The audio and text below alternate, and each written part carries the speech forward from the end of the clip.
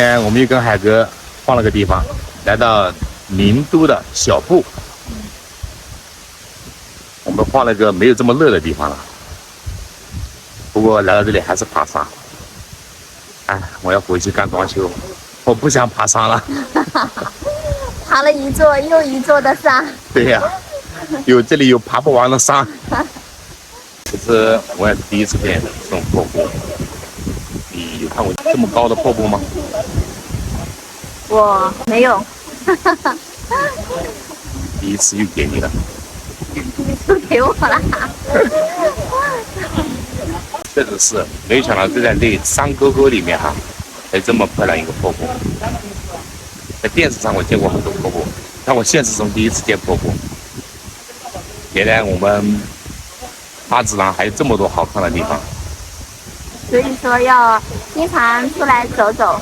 要多出去走走，是不是？是。那下次你带我去哪里玩？我带你去啊。雪山上要不要？我怕冷。我还真没有见过大雪，这是真的。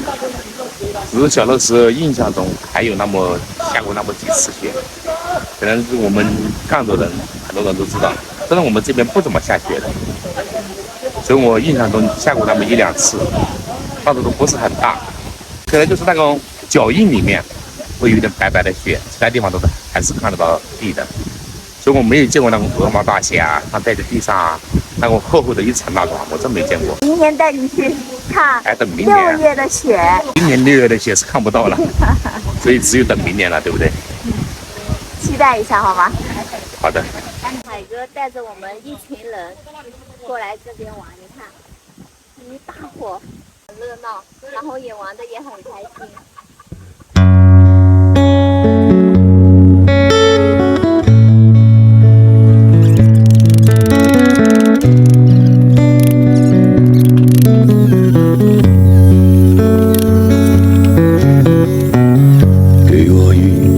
安静的角落，避开所有眼光的探索，寂寞是我唯一的借口。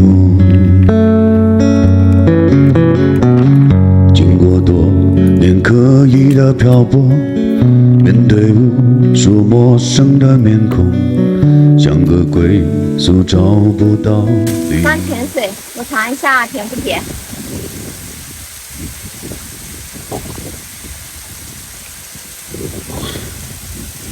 拿去给老婆喝。怎样？哎，你怎么把一身都搞湿了？为了装这个山泉水。这个水能喝吗？可以喝，很甜，我已经尝过了。确定你尝过了？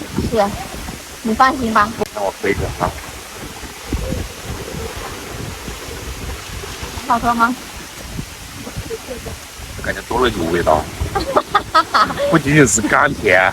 什么味道？你在干嘛？